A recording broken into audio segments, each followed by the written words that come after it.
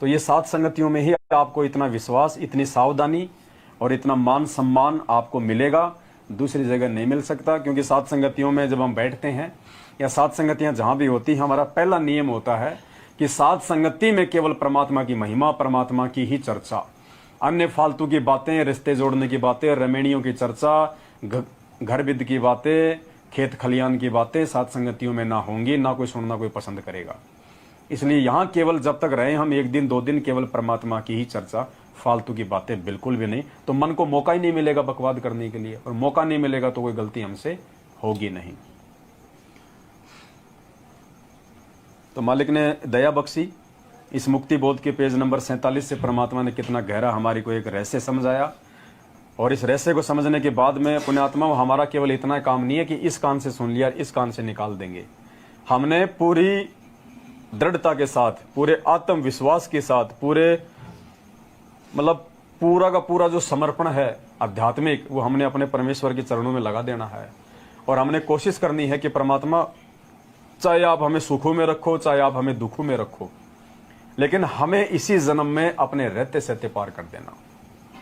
बस इतनी परमात्मा से हमने अरदास करनी है। आगे की नहीं सोचनी हमने 1000 साल मार्ग चलेगा, 2000 साल मार्ग चलेगा, ये चले या ना चले हमें उससे कोई लेना देना नहीं।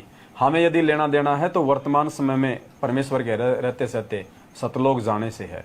और वो सतलोक केवल सात संगतियों से जुड़ के और आजीवन मर्यादा में रह के गुरु को भगवान मान के, क्योंकि सात संगतियां ही वो मंच हैं जहां पे गुरु जी को परमात्मा के रूप में स्वीकार किया जाता है।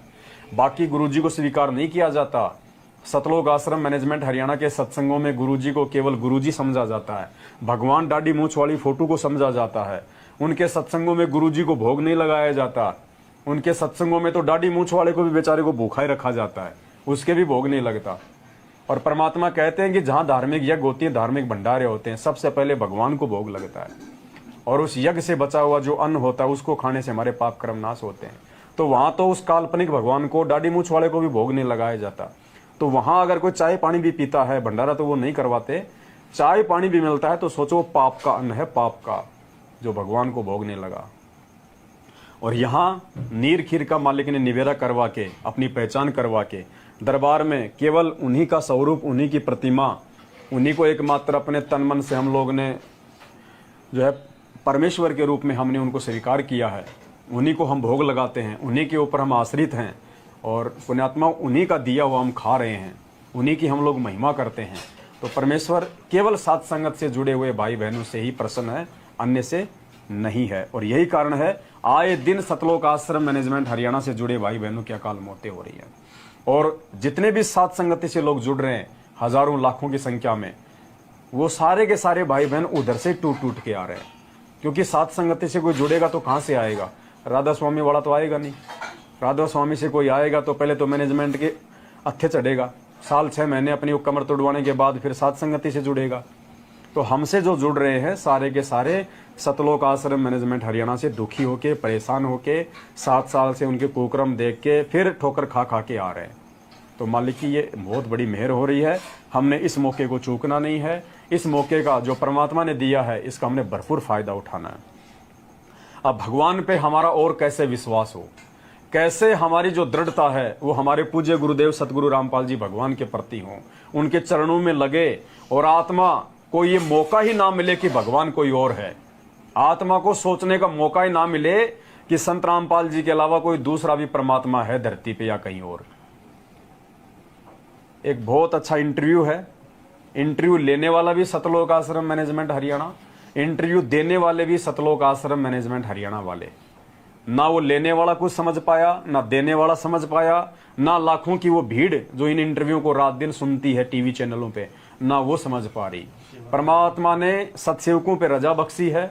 उन इंटरव्यू का जो मर्म है, जो सार है, वो परमात्मा अपने सत्सेवक बच्चों को पहले समझाते हैं, फिर सात संगतियों में उसका खुलासा करवाते हैं, ताकि सात संगत से जुड़े हुए भाई बहनों का विश्वास दिन ब दिन अपने गुरुदेव के चरणों में बढ़ता ही चला जाए। और इस मन पापी को कहीं भी ये गुंजाइश ना मिले कि रामपाल जी के अलावा कोई और भगवान हो सकता है। 650 साल पहले जब परमेश्वर आए थे तो उस समय वो रामानंद जी को मिले। रामानंद जी को अपना मुंह बोला, उन्होंने अपना सतगुरु बनाया। और उसके बाद उनकी आत्मा को सतलोक लेके गए। उनको दिखाया कि बेटा तू जहां तक की साधना कर रहा वो तो बहुत नीचा लेवल है। और उन्होंने कहा कि मैं हूं परमात्मा, लेकिन वो स्वीकार नहीं कर पा रहे थे रामानंद जी। तो परमेश्वर उस पंडित रामानंद जी की आत्मा को सतलोक लेके गए, और सतलोक में जाने के बाद जब रामानंद जी ने देखा रे कि ये तो वही कबीर है जो नीचे था, और यहां भी वही बैठा है अपने दूसरे रूप में, अपने तेजोमय रूप में। तो रामानंद जी ने नीचे आके कहा था, और फिर गरीबदास जी महाराज जी ने अपनी वाणी में लिखा, और पूज्य गुरुदेव जी ने हमें सत्संगों में बताया। क्या कहा उन्होंने कि दहु ठोर है एक तू और भया एक से दो, और गरीबदास हम कारण तुम आए हो मगजोय। क्या कहा रामानंद जी ने कि हे परमपिता परमात्मा, दहु ठोर है एक तू, कि परमात्मा ऊपर भी आप ही और नीचे भी आप ही, और भया एक से दो, आप एक परमेश्वर हमें भक्ति समझाने के लिए दूसरे रूप में आप इस पृथ्वी लोक पे आए हुए हो। कि दहु ठोर है एक तू, वहां भी आप ही हो और नीचे भी आप ही हो। दहु ठोर हो एक तुम, भये एक से दो, गरीबदास हम कारण तुम आए हो मगजोय। ऊपर के लोक से, सतलोक से तुम नीचे आए हो। तो रामानंद जी ने अपनी वाणी से साफ कर दिया, जैसा उन्होंने अपनी आंखों से देखा। सतलोक में भी वही कबीर परमात्मा था जो नीचे उनका गुरु था। दिखावे में दोनों आपस में गुरु चेले बने हुए थे। तो रामानंद जी को यह बिल्कुल स्पष्ट हो गया था कि सतलोक में वही परमात्मा, वही कबीर बैठा है जो नीचे काशी में आया हुआ है।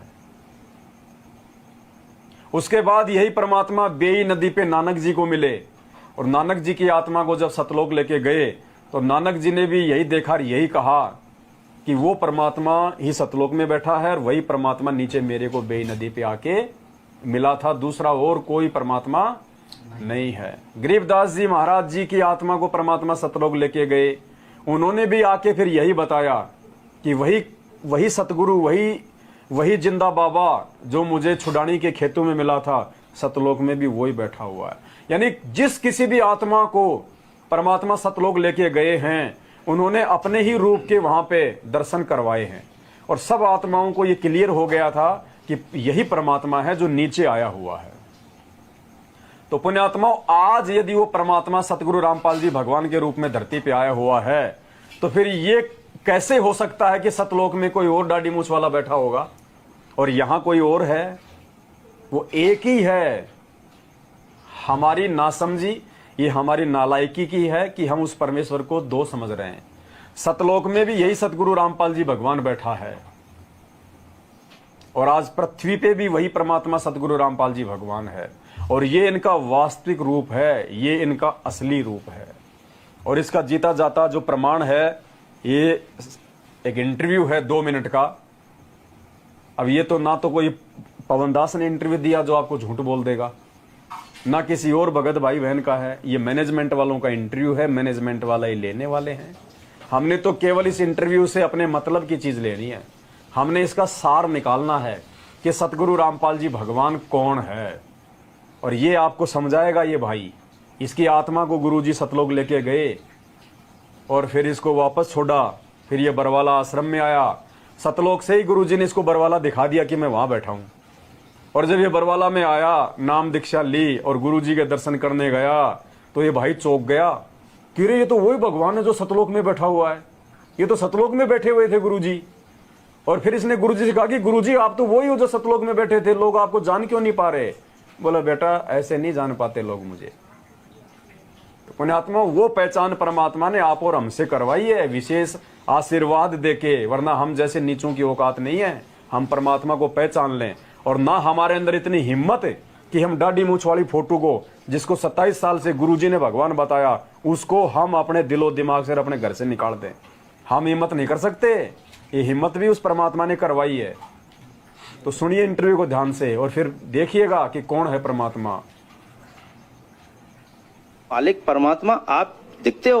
उन्होंने कहा हाँ मैं दिखाई देता हूँ, छू के देखो। छू के देखा, परमात्मा ने बहुत सारी बातें मुझे बताई, मेरा फ्यूचर दिखाया, मेरा पास्ट दिखाया, बताया कि तुम लोग, तुम्हारा भाई समय समझ आ रहा है, तो मैं समझ में नहीं आ रहा। मैंने कहा परमात्मा संत रामपाल जी महाराज पहले तो आप रुकिए, मैं आपको ये देख लूँ कि मैं अपने भाई को बता दूं कि वो 10 साल से जिस चीज को बताता चला आ रहा है, हम उसको जानते हैं, उस परमात्मा को जानते हैं, और आप दिखाई देते हो। तो उन्होंने कहा ठीक है, बता के बेटा तू अब यहाँ से निकल और बरमाला आइयो। मैंने कहा जी बरमाला कहाँ पे? तो परमात्मा ने संत रामपाल जी महाराज ने मुझे सतलोक से ही वरमाला का आश्रम दिखाया, कहाँ पे है, कैसे है। मैं रोने लगा कि मालिक अब तो यहीं रख लो, अब यहाँ से जाने का तो दिल ही नहीं कर रहा है, यहाँ तो बड़ा अच्छा लग रहा है। उन्होंने कहा बेटा जाना तो पड़ेगा, अभी तुम्हारे काम बाकी हैं। तो फिर मैंने कहा गुरुदेव अगर आप तो सब कुछ कर सकते हैं, आप तो परमात्मा हो संत रामपाल जी महाराज, तो मेरी मोम को क्यों नहीं बचाया। तो उन्होंने बताया कि बेटा तेरी मोम ने ना नामखंड कर दिया था, उसको विश्वास नहीं हुआ, ज्ञान नहीं हुआ, पर तू नीचे जाके ऐसा नहीं करना है, तुझे मैं यहाँ से पक्का करके भेजना हूँ, अपने भाई की हेल्प करनी है और इस समाज को, ये एजुकेटेड जो समाज है इसको समझाना है और अपना पूरा जीवन इसलिए लगाना है। तू तो मर चुका था, देख तू शराब पी के यहाँ गिरा था रेलवे स्टेशन में, मुझे याद आया, हाँ गिरा था, उनकी यहीं मरना था तुझे, लेकिन मैंने तुझे वापस बुलाया है और तेरे को ये जीवन जो मैं दे रहा हूँ आगे ये भक्ति के लिए दे रहा हूँ, अब इससे भक्ति ही करनी है, कुछ और नहीं करना। मैंने कहा ठीक है जी, लेकिन मैं तो कब आ जाऊंगा जल्दी। उन्होंने कहा बेटा मैं नीचे तुम्हारे साथ ही रहता हूँ, मैं पृथ्वी पे बैठा हूँ, तू जाएगा मुझे मिलेगा तो मुझे देखेगा कि तुझे कोई दिक्कत नहीं आएगी। मैंने कहा ठीक है जी, अब तो परमात्मा मुझे फिर जाने दो। परमात्मा ने मुझे वापस लाया, मैं अपनी माँ के 12-13 जितने भी करने थे वो किए। जैसे ही माँ के 12 बजे मैं वहां से निकल लिया। सतलोक आश्रम वरवाला के लिए जब मैं निकला, वरवाला के रेलवे स्टेशन पे पैर रखा तो लगा कि मैं परमात्मा की संत रामपाल जी हमारे शरण में आ गया। जैसे ही मैं लाइन लगा के गुरुजी के पास पहुंचा तो मेरे से नाम दीक्षा देने से पहले भगत जी ने कहा कि भगत जी ये कुछ नियम है, इनको पढ़ लो। मैंने कहा भगत जी कैसी बातें कर रहे हो आप, संत रामपाल जी महाराज परमात्मा से मिलने के लिए अगर 1 लाख नियम भी होते तो मुझे मंजूर है, ये तो छोटे मोटे नियम है, शराब छोड़ दो, गुटखा छोड़ दो, मांस छोड़ दो और ये देना लेना छोड़ दो, ये तो सारे नियम समाज को बिगाड़ने वाले हैं। अच्छे नियम जो हैं वो परमात्मा के पास हैं और मुझे संत रामपाल जी महाराज से नाम दीक्षा ही लेने के लिए मैं इतनी दूर से आया हूँ। तो उन्होंने कहा भगत जी अच्छी बात है, तो आप नाम दीक्षा लीजिए। जैसे ही मैंने नाम दीक्षा लिया, थोड़ी देर भंडारा किया, परमात्मा से मिला तो परमात्मा वही परमात्मा जो सतलोक में बैठ के मुझे समझा रहा है, वो परमात्मा वहां जमीन पे घूम रहा है। संत रामपाल जी महाराज परमात्मा जमीन पे घूम रहे हैं। मैंने सोचा यहाँ सबको शायद पता नहीं है परमात्मा के बारे में, तो गुरुजी जैसे आए कह रहे हाँ भाई आ गया। मैंने कहा परमात्मा संत रामपाल जी महाराज आप यहाँ घूम रहे हो, यहाँ तो मैं गुरुजी के पास गया कान के पास, तो मैंने कहा यहाँ तो किसी को पता ही नहीं है आप परमात्मा हो। कह रहे बेटा यहाँ तो कोई किसी को नहीं पता, लेकिन ज्ञान के द्वारा यहाँ सबको पता चलेगा बेटा, कोई बात नहीं। मैंने कहा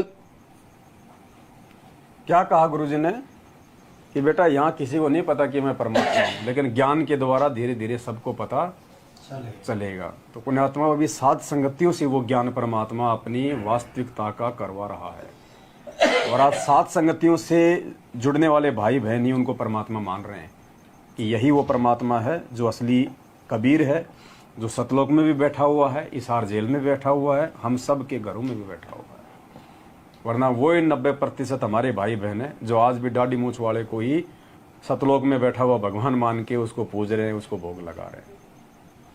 तो ये पहचान परमात्मा ज्ञान से आज हमें करवा रहा है कि धरती पे परमात्मा है। और पुण्यात्माओं गुरुजी कहते हैं जब तक तुम्हें परमात्मा की पहचान नहीं होगी कि परमात्मा कौन है, तब तक तो तुम्हारी भक्ति चलेगी भी नहीं। और देखो इस सत्संग में परमात्मा ने कितना अच्छे से क्लियर किया है कि उस 13वें पंथ को चलाने वाला कौन होगा। आज परमात्मा ने आके 13वां पंथ चलाया ना सन 1997 से, यथार्थ 13वां कबीर पंथ। कौन होगा उस 13वें पंथ को चलाने वाला? तो गुरुजी कौन है जो 13वें पंथ को चला रहे हैं? घर घर बोध विचार हो, ये चर्चा चला करेगी कैसी गलती ना करना, और दुर्मति दूर बहाए, सबकी दुर्मति दूर चली जाएगी, और कलयुग में एक हो सब बरते सहज सुबाई। कहा उग्र का शूद्र हो, हर सब की भवभीर। अब कहते हैं उस संत के द्वारा चलाए गए उस पंथ में चाहे कोई निकम्मा आदमी हो उग्र, और चाहे कोई बिल्कुल शूद्र हो, वहां कोई भेदभाव नहीं रहेगा, सबको सेट किया जाएगा, सबकी बुराई छुटाई जाएंगी, और वहां सबकी ही भीड़ होगी, यानी बहु संख्या में उसके अनुयायी होंगे। कहा उग्र का शूद्र हो, हर सबकी भवभीर, और सो समान दृष्टि है वो समर्थ सत कबीर। उस पंथ का चलाने वाला ये समझ लेना वो समर्थ कबीर ही होगा जो सबको समान दृष्टि से व्यवहार करेगा, वहाँ ऊंच नीच नहीं रहेगी। क्या कह रहे हैं गुरुदेव? उस पंथ को चलाने वाला वो समर्थ सत्य कबीर ही होगा। और पुण्यात्माओं जब तक हमारे हृदय में दिलो दिमाग में ये बात नहीं जमेगी कि हमारे गुरुजी ही भगवान है, हमारे गुरुजी ही परमात्मा है, तब तक हमारी भक्ति चलेगी भी नहीं। और यही कारण है कि पूर्ण परमेश्वर शरण में आने के बाद भी आज उसकी संगत दूसरे संतों की संगत की तुलना में ज्यादा दुखी है, परेशान है। जबकि भगवान के शरण में आने के बाद तो सारे पाप और संकट ही बादलों की तरह टल जाने चाहिए, लेकिन क्यों नहीं टल रहे? क्योंकि परमात्मा के भी कुछ नियम हैं, परमात्मा का भी कुछ विधान है। जब तक जीव उन नियम में रह के परमात्मा के विधान को फॉलो नहीं करेगा, वो परमात्मा वाले गुणों को प्राप्त नहीं कर सकता। तो अब धीरे धीरे परमात्मा सात संगतियों पे दया कर रहे हैं अपने विधान को समझाने की, अपने संविधान को समझाने की। और आज देखिए जो मानसिक सुख और शांति हम सत्सेवकों को है, जो निर्भयता हम भगत भाई बहनों को है, वो हमारे 90% सतलोक आश्रम मैनेजमेंट हरियाणा के पीछे आंखों पे काली पट्टी बांध के देखा देखी भेड़ चाल में चलने वालों के अंदर नहीं है। तो ये दया है परमात्मा की इस पिछली पीढ़ी में आप और हम सभी आत्माओं के ऊपर साध संगतियों के माध्यम से। तो भाई इस मौके को चूकना नहीं है। अगर एक बार चूक गए फिर ये मौका हाथ में नहीं आएगा और रह जाएंगे यहीं के यहीं। तो बहुत बड़ी दया बख्शी है परमात्मा ने। सबसे पहले तो परमात्मा ने देखो दया करके हम जितने भी जयकारे लगाया करते थे, गरीबदास जी की जय, स्वामी राम देवानंद जी महाराज की जय, फलाने धाम की जय, छुडानी धाम की जय, 50 प्रकार की जय हम लगाया करते थे। परमात्मा ने इन सब से हमारे को मुक्ति दिलवा दी। देखो एक वाणी है परमात्मा की, ये जय ऐसे नहीं छूटी है। और गुरुजी आने के बाद भी जय बोलेंगे, ऐसी बात नहीं है, लेकिन हम आने के बाद भी नहीं बोलेंगे। परमात्मा की अपनी वाणी है कि शिष्य पूजे गुरु अपना। शिष्य का क्या धर्म है? अपने ही गुरु की। शिष्य पूजे गुरु अपना और गुरु पूजे सब साध। और गुरु क्या करेगा? वो सभी साधु महात्माओं को पूजेगा, सबका सम्मान करेगा, सबको वो करेगा वो, क्योंकि उन्होंने भक्ति को सभी की वाणियां ले लेके परवान चढ़ावना होता है। तो परमात्मा कहते हैं शिष्य पूजे गुरु अपना और गुरु पूजे सब साध, कहे कबीर उन दोनों का मता अपना अपना आगाध। ये कहते भक्ति का रहस्य है। इस रहस्य को केवल कोई बिरले ही जान पाएंगे, बिरले ही समझ पाएंगे। गुरु तो सभी की पूजा करेगा। गुरु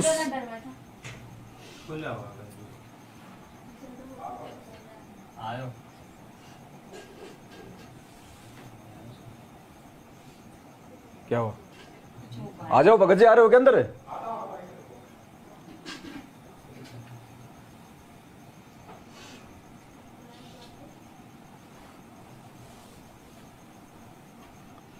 तो पुण्यात्माओं, ये जो इस तरह के जो भेद हैं, ये परमात्मा ने सात संगतियों से ही इनका खुलासा करवाना है। और ये हिम्मत जो है, ये परमात्मा केवल अपने उन्हीं बच्चों को देंगे जिन बच्चों को परमात्मा ने ज्ञान देके ज्ञान आधारी बनाना है, जिनको परमात्मा ने इसी जन्म में अपने रहते सहते सतलोक लेके जाना है। तो हमने अपने पूज्य गुरुदेव जी के अलावा ना तो किसी संत महात्मा की जय बोलनी है, क्योंकि जय बोलना जो शब्द है वो पूजा में आता है। एक भाई ने कहा कि ऐसे कैसे, गुरुजी भी तो जय बोलते हैं सबकी, और जय बोलना कोई पूजा में थोड़ी आता है। तो दास ने कहा कि फिर तो हनुमान जी की जय बोल, हनुमान जी की जय बोल। फिर बोला नहीं, क्यों? अगर आदर सम्मान में आता तो बोल दे, आदर सम्मान तो करना गुरुजी ने सिखाया है, तो बोल दे हनुमान जी की जय, बजरंगबली की जय। बोले नहीं बोलूंगा, तो मुझे ये पूजा में आता है।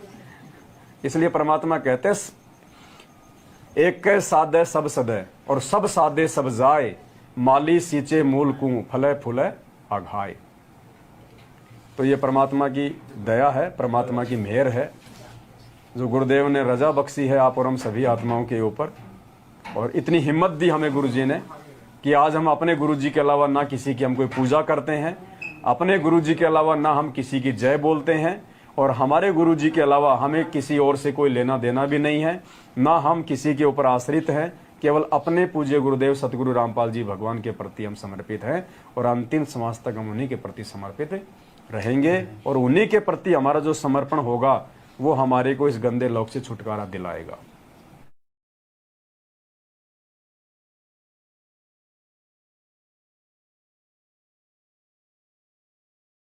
समाज तक हम उन्हीं के प्रति समर्पित रहेंगे, और उन्हीं के प्रति हमारा जो समर्पण होगा वो हमारे को इस गंदे लोक से छुटकारा दिलाएगा।